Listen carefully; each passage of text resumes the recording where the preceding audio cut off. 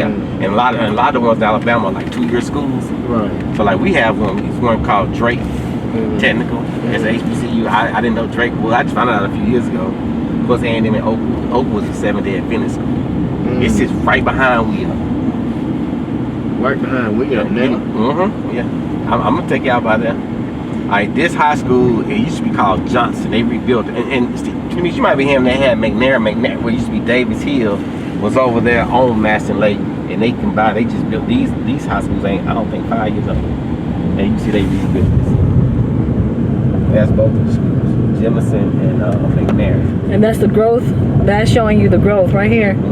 How many schools? This is like a, what you call like a, I think like a 4A or 5A. So probably a couple thousand students. And this is just the north side. Like I said, this is, we're gonna make this right at this next light. Okay. And we go towards A&M. Okay, so my camera cut off early. Tell me about Alabama and its HBCUs.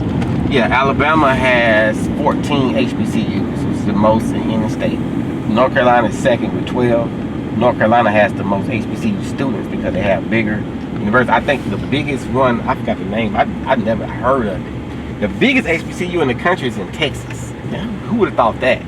And it's some, I guess it's like a private school. Really? But they got like 20,000 students. What's the name of the school? I had to look it up. I looked it up on my phone. I got into this stuff. I just started pulling it up one night, like, man, because I just knew. I said, man, I think North Carolina got the most HBCUs. And then they said Alabama.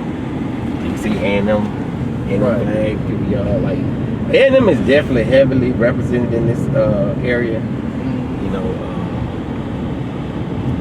I would say the unique thing to me, one thing when I came to Huntsville, what I found out, I was like, your average person here that you might bump into probably been to some type of higher learning, whether it's a 2-year school or 4-year school. They probably I would know what's something. Coming from Mobile, man, I count my friends on both of my hands that didn't graduate high school. You know what I'm saying? So that to me was like change. Oh, definitely. And just a mentality, man. I would say like just meeting Mr. Batch. Like I've met more people here that is willing to put you on to something and help you out than to take something from you. Like Mobile is opposite. Somebody trying to set you up, they trying to get something from you. Wow. Here, man, people trying to put you on. Man, go talk to this person, go see this person. And then, most time, I used to look at it, kind of like, for real, is that easy, But it's been like that, yeah, man. It's a different breed of people, I say that. From where I'm from originally. I'm not saying all the folks down there bad, but it's just like in my experience, man, that's one of the first things I noticed about it. Right. You know what I'm saying? Like, man, people here kind of friendly and generous, So, but yeah, it ain't stopped growing since. As you see, you pretty much can't even really hear us right now, and that's because these hills and these mountains. And when you have these things plugged in, all that affects. Oh, really? Yeah, them charges. Oh, yeah. That impacts the signal? Yeah. Why? I don't know. I guess if you had your phone plugged in, when we come back, I'll show you. And you pull out, like, come in. It's something about, a guy was telling me, we went to this, and you won't believe this to me. Mrs. Bass was in this group, Idea Bank. I don't know if you talk about IBIB. It's independent broadcasters. It's a bunch of guys who are on independent stations. We were the only black station there. Do you know he flew us to Cape Cod? Me, Il, and Sherry, the sales lady, and him. We went to Cape Cod. This was back in last October. And man, I was talking to this guy, and he was talking about those things, and he was like, something about the frequency, the light or something on, it's fake radio waves. Wow. And he said, depending on the strength of your signal, it can definitely affect it. And I noticed in my car, like, if I plug my phone in, it becomes tagging. I take it out, it clear up. You have your phone plugged in, but yeah, it's crazy. Wow. So Lamont, Chief Rocker, what made you stay? What made me stay? I guess one thing, I probably got comfortable. But I saw the potential. And I looked at Huntsville like, you know, I want to be one of the people, like, just like the radio station, for example. You know, it's been times I almost left me up, you know. I think about all the time, you know, but even if I left, it'd be something like you to me, I would still work there. I would still come back here. I would still do, because the radio, for one, I mean, just at the time y'all see we in now with this Black Lives Matter, man, we got to control our own airways. I'm sorry. That's just important. You know Absolutely. what I'm saying? Like, I understand that better than ever now. Right. And, you know, and I saw how when the Garrett's had it, Mr. Bassett, it needs to stay black. It has to. Right. You know what I'm saying? We don't need to like BET. We don't need to do that. Right. It needs to stay black. You know what I'm saying? We need to be represented, because one thing I can tell you about that station, to me, you helped instill it.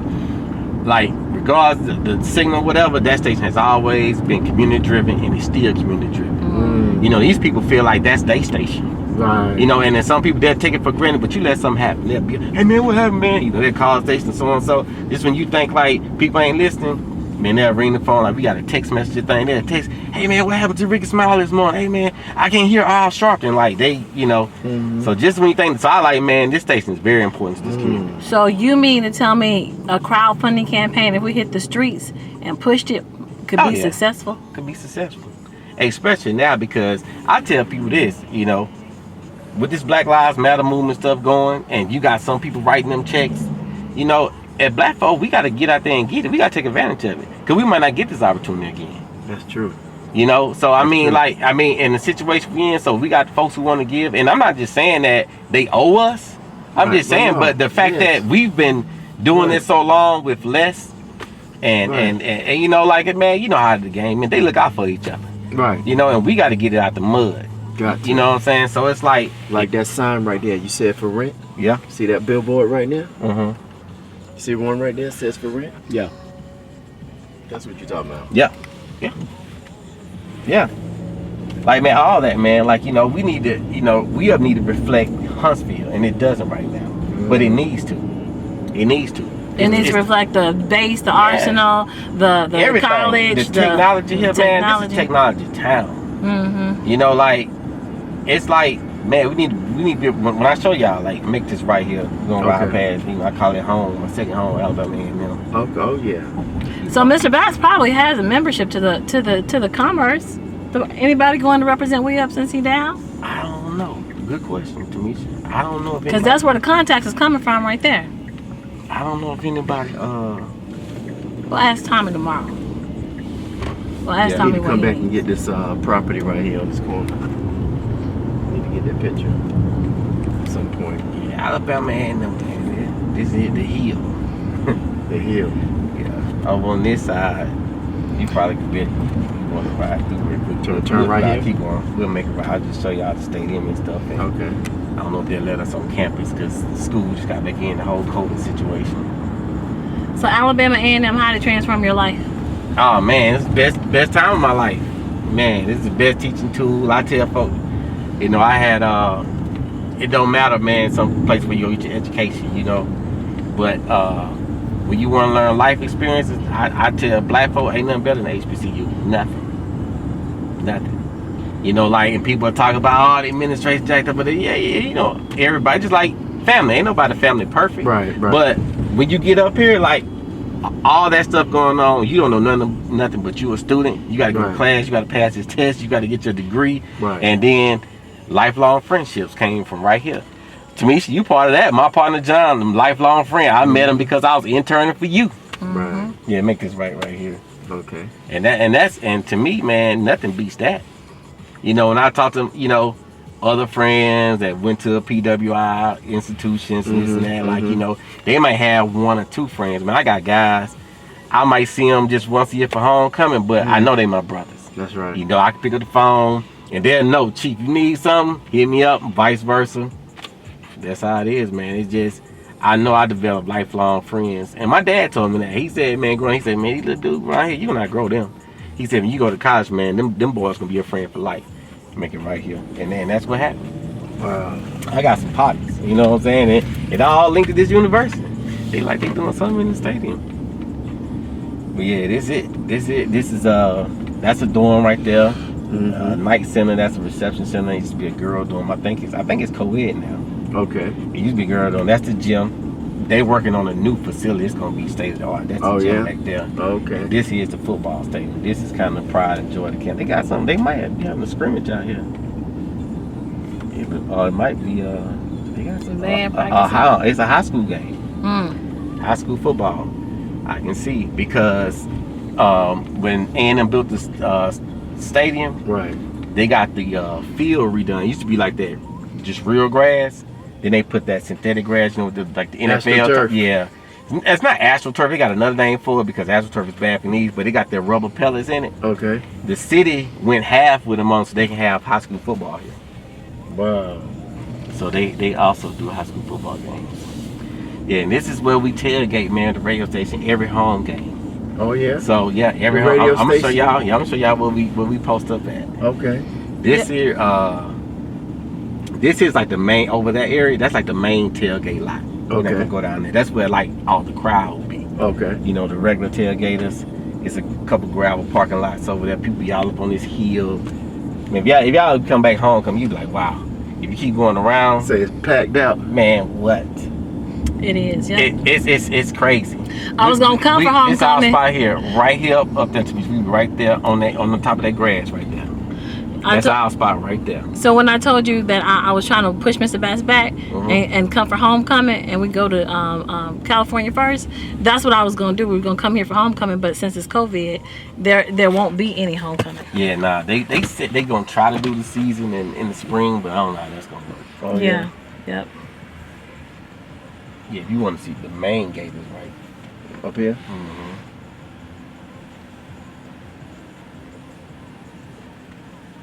So you get a good signal on campus. Yeah, we get decent signal, and then you know, campus sits up. Okay. So it's like not as quiet in the valley. It just Huntsville, that they call it Tennessee Valley, and it's definitely that. And a lot of people don't understand that just because of why they call it Tennessee Valley when this is Alabama. Why because they call it Alabama Valley? I guess where the Tennessee River and stuff come down. Okay. I'm assuming that's why. Oh, okay. But yeah, that's the main gate right there. This guy ain't looking on. So you don't have to wear helmets? You do have to wear helmets, so he wilding at this point. And that's our baseball field. Hung out on the field. Yeah, parking lot. So a lot of Caucasian people go here? Or is this HBCU? It's HBCU, but we got some. Okay. Hey, I'll tell you, at nighttime it look totally different. Like a lot of them take night classes. Oh yeah. And like some of them, you know, like work during the day and they come here at night. Oh yeah, you will see them. We got some white students. It's packed out. You can just make this right and go on back out. Okay. I'm gonna guide y'all downtown. Okay. We're gonna pass Drake and I'm gonna show you the other HBCU, the 2-year school. Okay. It's right down the street. Let's see. To me, all that new that's a new dorm right there. To me, they just built over there. That's the health and wellness, and that's been here about 10 years. Yeah, it's pretty new. Been about 10 years, but that dorm right there is new. And I still don't know the building, to me, but I think it's the library. But that's the name of Dr. Capers. She got a building up here. She does. Dr. Capers used to be the president of this school. She was interim president. She was interim president when I was a student here, and then she was interim president twice. You'll make it right. See, you better can go in that gate, but they had it closed. She's been an interim president twice. She was up for the job, and they gave it to this guy that's the president now. I think it was just maybe a male-female thing, because she definitely qualified. She's been dean for 20-something years. Dean of what? The agriculture department. Oh, really? And it's A&M Agricultural and Mechanics School. So, Belen used to work for her, Christine's sister. Building, what building? That Dawson building. That's her building. Like, I think you walking in there, got a big old portrait of it in there. Yeah, that's the health and wellness center.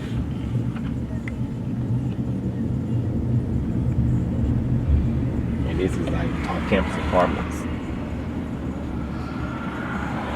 What they call normal hills.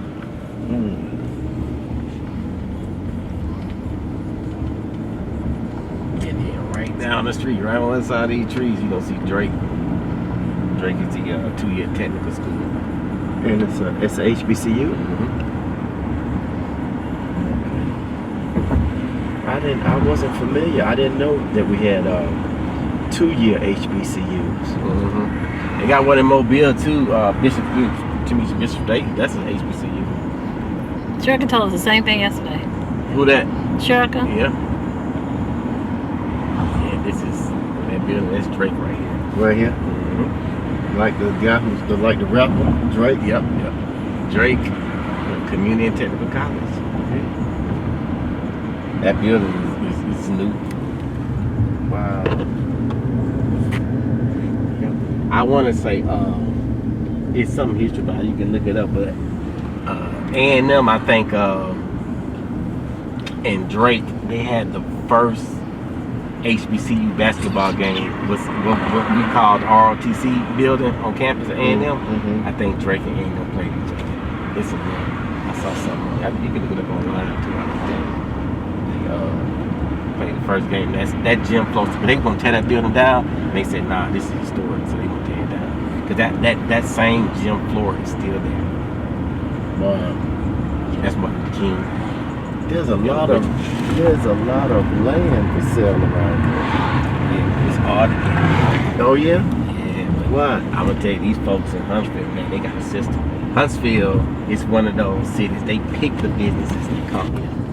You know, like the people that's sitting on this land, trust me, they sitting on it for a reason. And somebody probably, it's kind of like you'll think like, man, why ain't black? Why y'all buying this land? Trust me, if it was that easy, we would.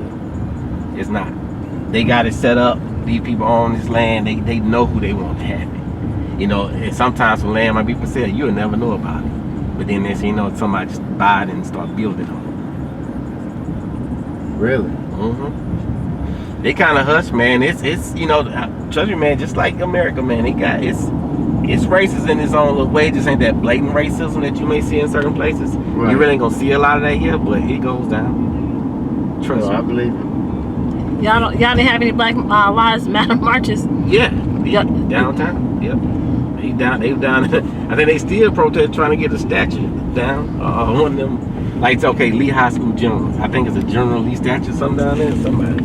One of them Confederate captains or colonels by the courthouse. See, that's a Lee and New Technology. That school is new. And if you notice so far, all the schools are new. Huntsville is the one place I tell you, they don't just renovate a building, they flatten it and rebuild. The old school is behind. They got the school like it's a daggone Prison. See, now this is just too much. I'm gonna have to come through one day and take pictures. I'm seeing like too many signs of land. And this is, if land gonna be, this is what I already know what white people doing. The gentrification is going on here. So they already starting to build this area back up. Right. And they gonna move the black folks out, and it's gonna be so expensive they can't come back. So if you black and you own some property over here, you need to keep it. And that's one thing people don't understand. Well, see, that's what I see with Ford moving basically across the street from we are.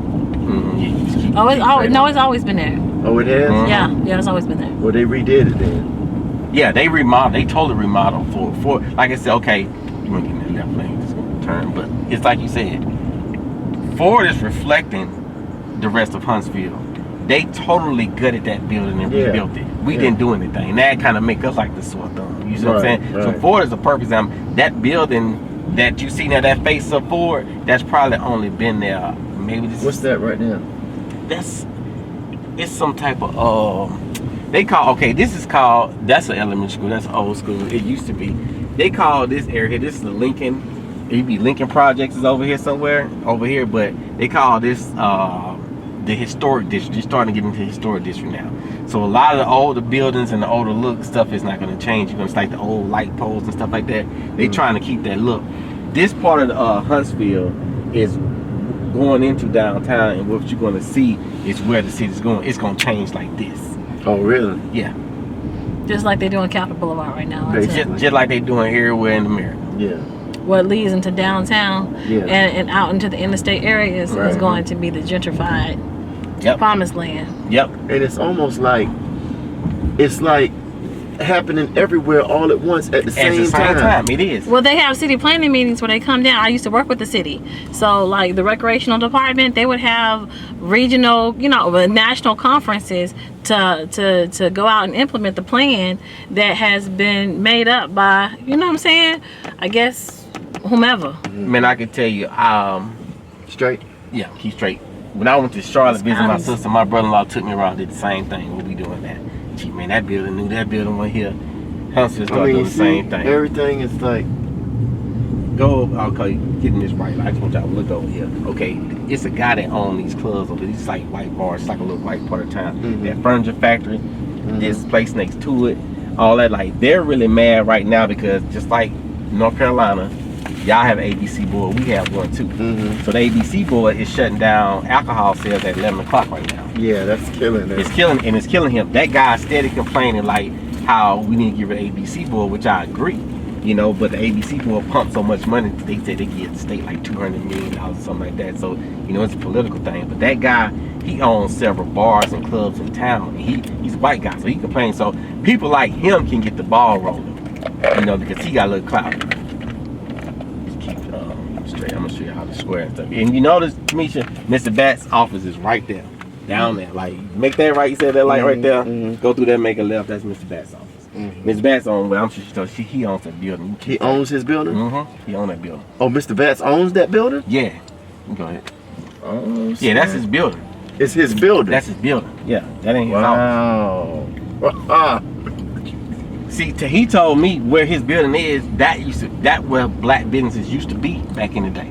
Oh. He said they call it nigga main, because that was the main strip where all the black folks had their businesses and did their shopping and all that stuff. So he walked. So that's the block. Yeah, his goal was to have a business down there, so he bought that building.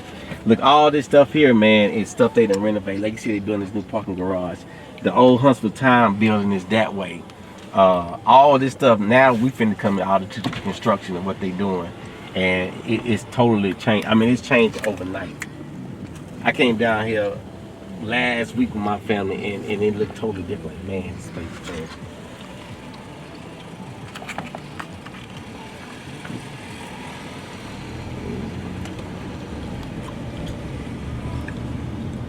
See, that's old Huntsville Town building there. It's something called the Sip and something. It's a lot of bars and little stuff. See, they was trying to get the downtown like back popping, and then the pandemic hit.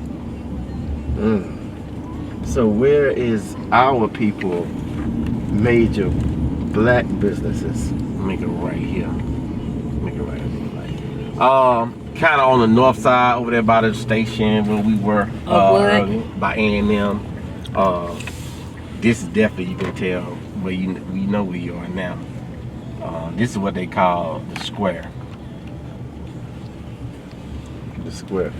So where is the square right there? And okay. These are white bars and stuff, and we don't. This is where they don't like us to be. Oh really? Oh yeah. The clubs and stuff, man. That club right there, the 167T's, racist. The one across the street from it, racist. I mean, they literally find reasons to not let black guys go in there, like your pants too baggy. Oh, you can't, you need a collar in your shirt. White boy walk in the same day I got on, he gonna walk straight in. Wow. They do that on purpose to deter us from coming.